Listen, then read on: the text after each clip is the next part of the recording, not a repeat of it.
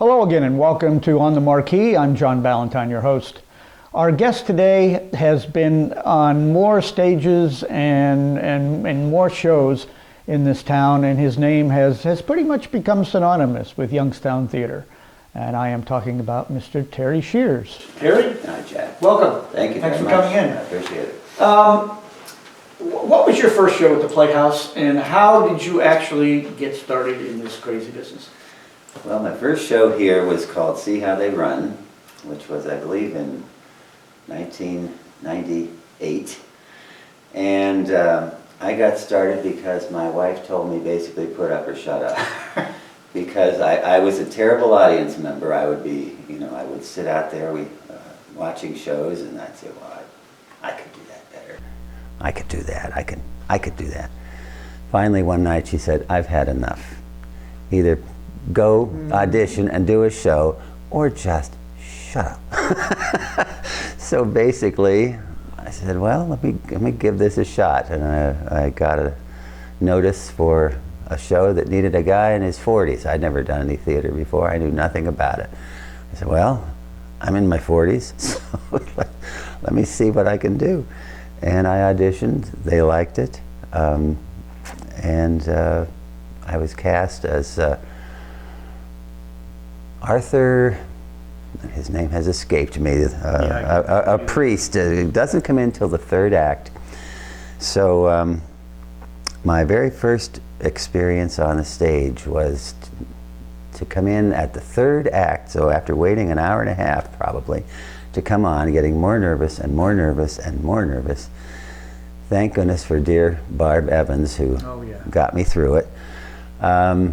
Waiting behind that door, I know I forgot every line I was supposed to say as I went on stage. And I opened the door to make my entrance, and stage left were 3 large moons in the way. And I thought, if I can get through this, I can get through anything. And I guess the rest, as they say, is sort of history.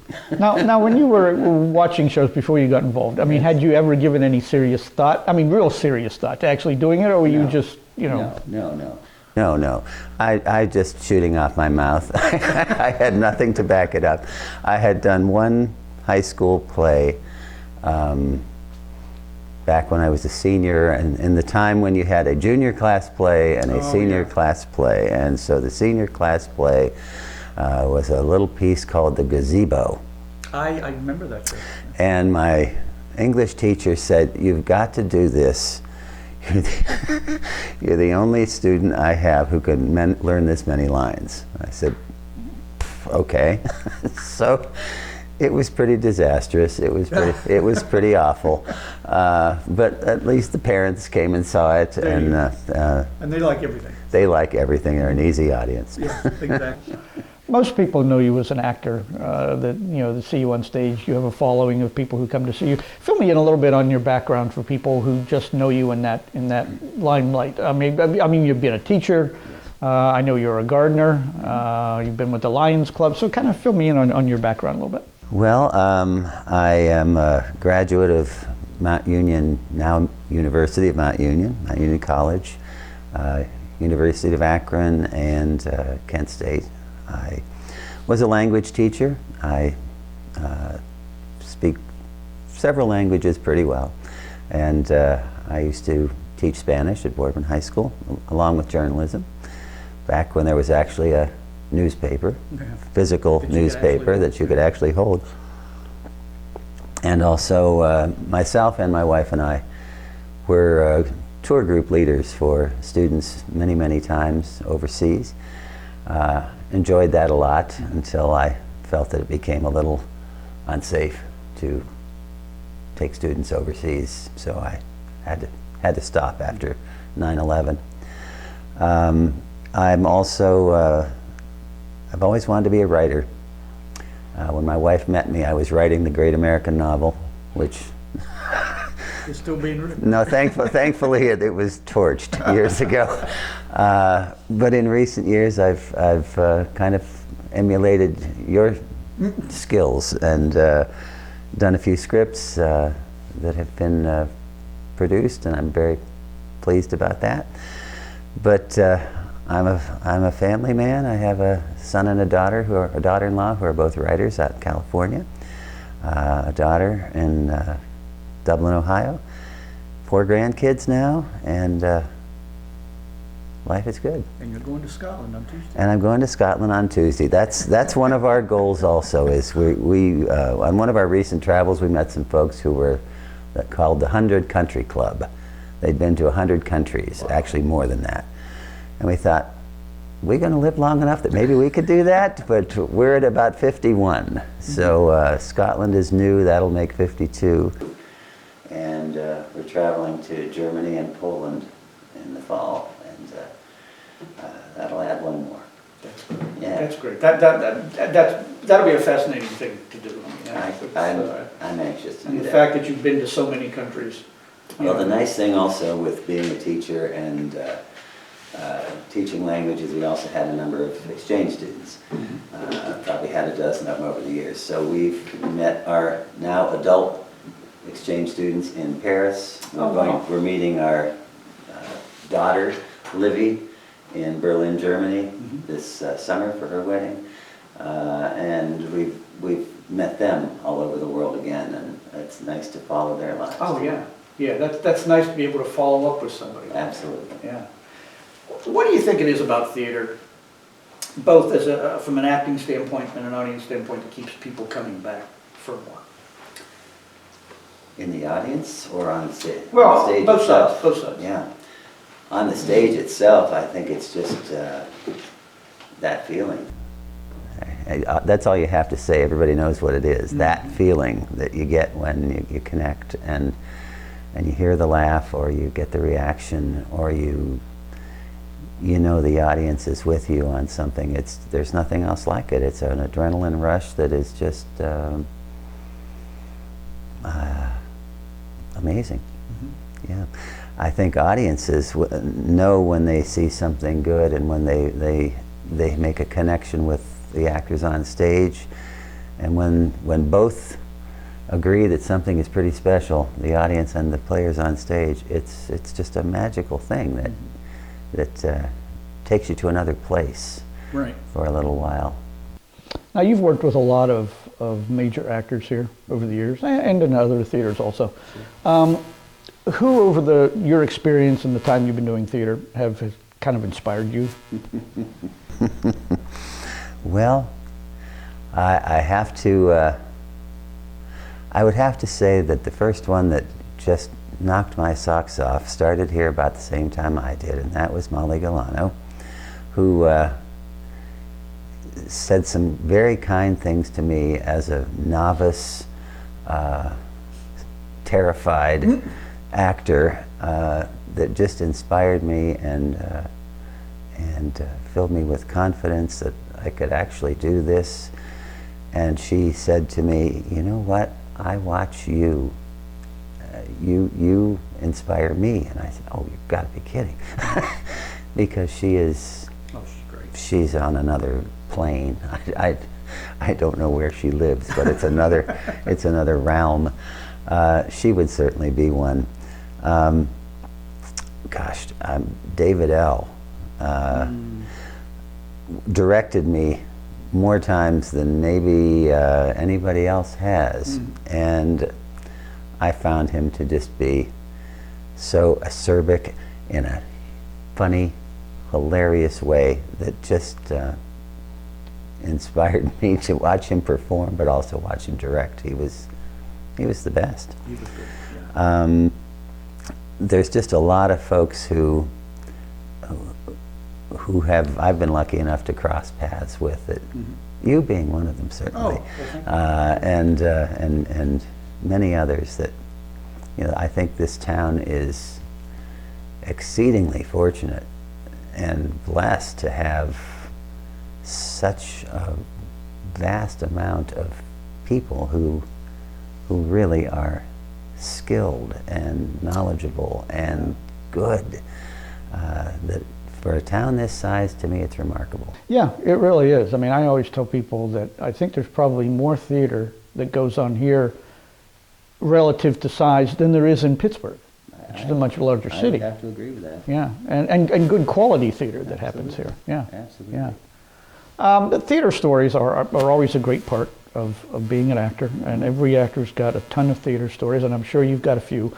I don't know if any come to mind or not, but this is the question I always enjoy in every one of these because everybody's got a different story. Yeah. Well, I could tell many. I will tell one on myself. I'm convinced that any stories about theater ghosts or theater hauntings are true. Mm-hmm. We were just speaking about one earlier with Mike here. So you believe in the Youngstown Playhouse ghost then? I believe that, yes. Okay. I also believe in the one at the current Hopewell Theater. Okay. Where I had an experience there that I can't explain, and I'm sure, well, I'll tell this to you.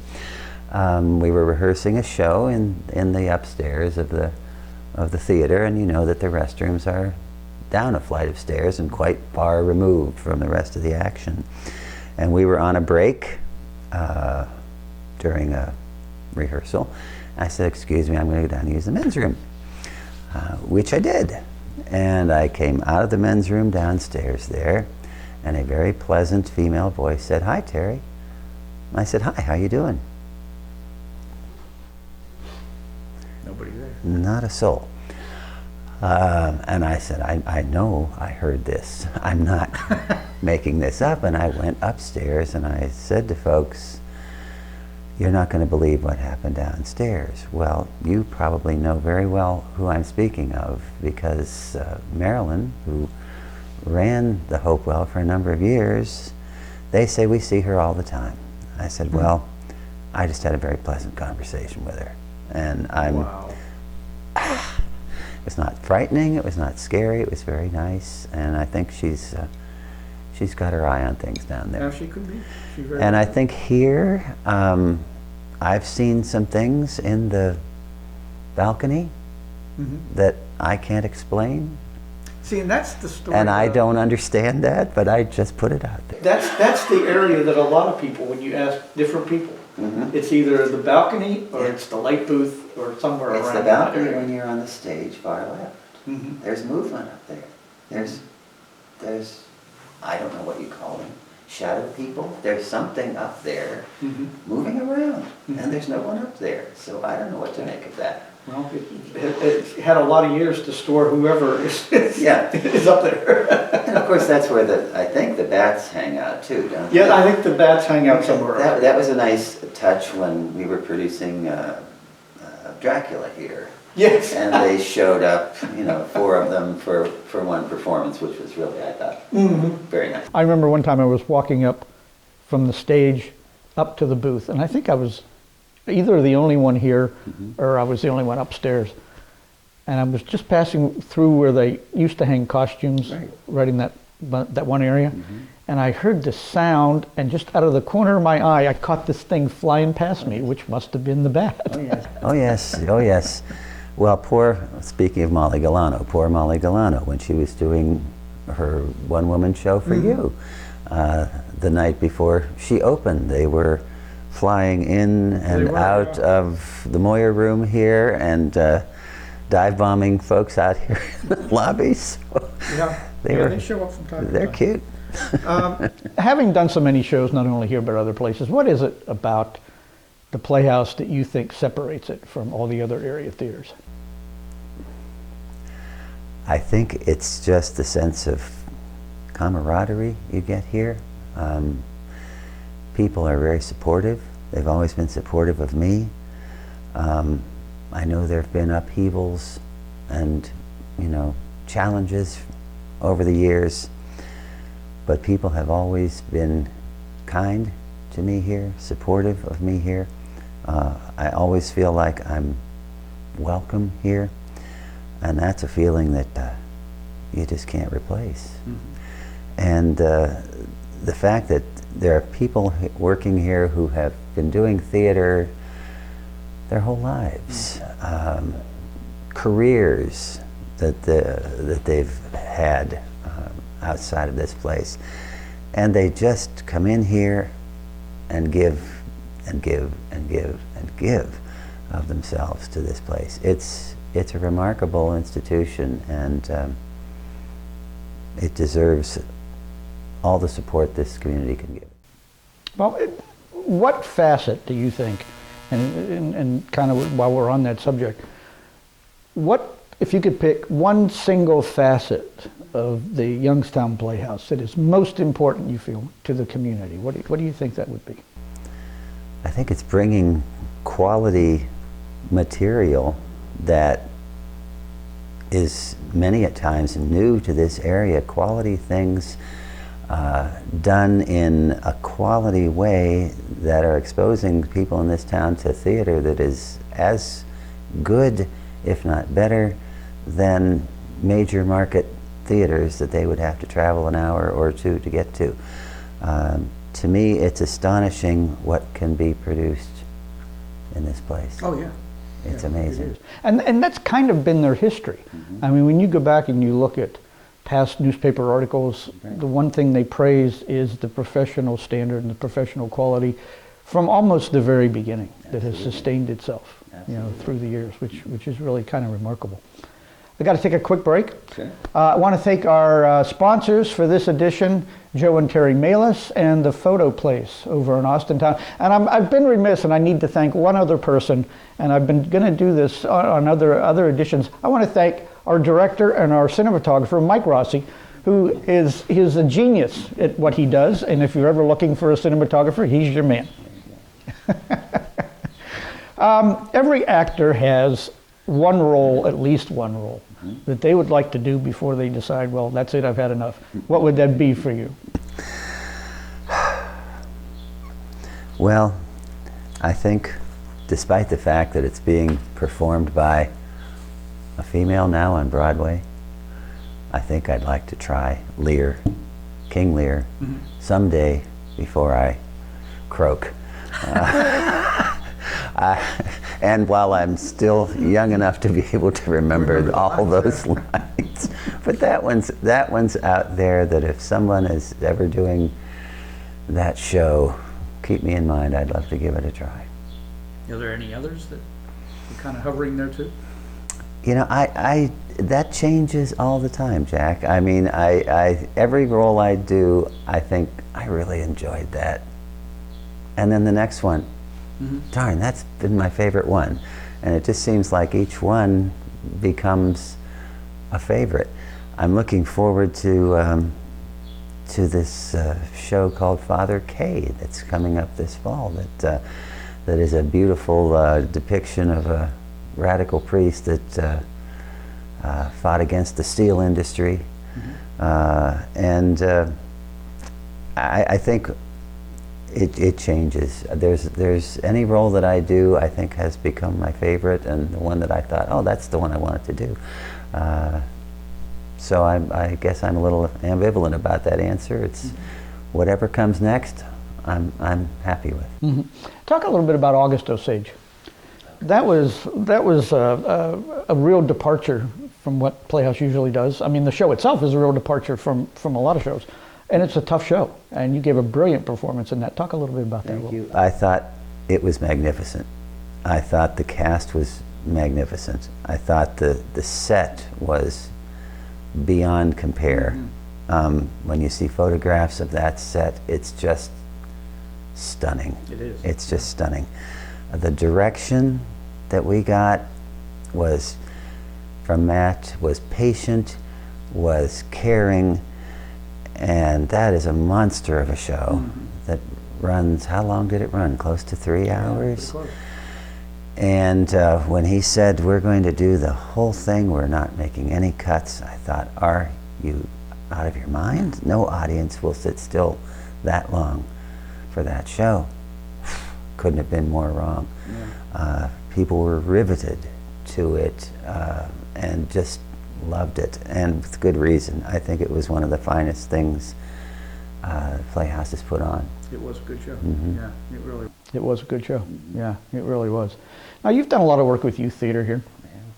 How do you see theater influence kids' lives? What does it do for kids, do you think? Oh, what it does for kids, I think, is just, it gives many of them a home that they don't have maybe at school or with their own group of friends or maybe their own group of tormentors in school. It's a safe place that they can come and be themselves or be somebody else. Many times for them it's a place that's better than home, because home isn't ideal.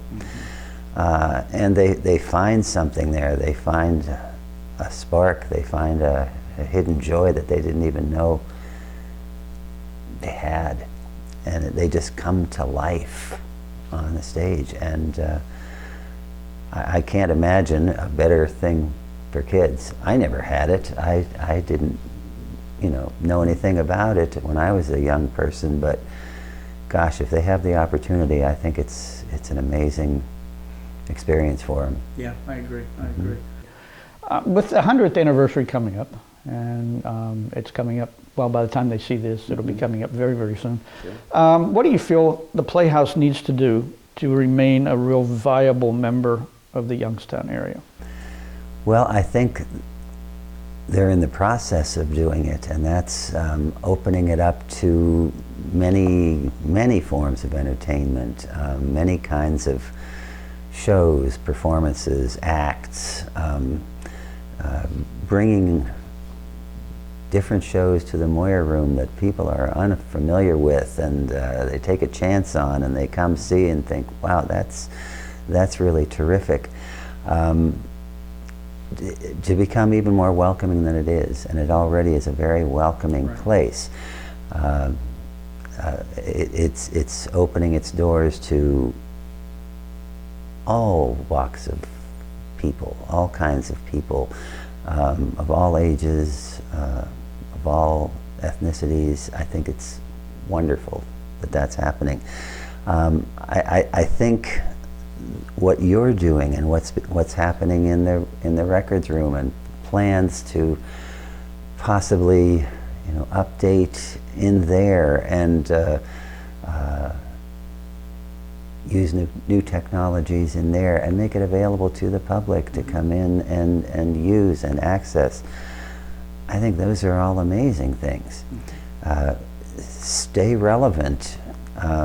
People are very fickle in their tastes, and it's hard to find the audience many times. They want to just, I don't want to go out, I want to watch, I'll watch some TV tonight, it's clear down on Glenwood Avenue, I don't want to drive that far, that story. But I think when you give people what they're looking for, they loved Mamma Mia, they love so many of the shows that are being put on right now. It's a tricky business to find what those are, because tastes change so fast. But I think they stay relevant, and stay relevant by staying on top of the trends and giving people what they want. Okay. Now this next question, this is a question I haven't asked anybody else. Uh-oh. So you're a guinea pig here. Oh boy. Okay, I'll have something before you ask me. Where would you like to see the Playhouse 100 years from now? Oh gosh. 100 years from now. I mean, who knows? Who knows what live theater will be like in 100 years? I mean, will that be a thing, or will you be able to transport the live experience into people's homes in some way rather than coming to a theater? Good point. Who knows? I mean, things change so fast these days that it's pretty amazing to think what would 100 more years bring. But probably there will be interactive theater that people at home will interact with the actors themselves in some ways. Who knows? I guess we'll just have to wait and see. But that'd make me a 100 and We'll have to hang around. 180 years old, Jack. Well, Terry, our time's up, and I want to thank you for coming in and chatting with us a little bit today. And I want to thank you for joining us on another edition of On the Marquee, and we will see you next time.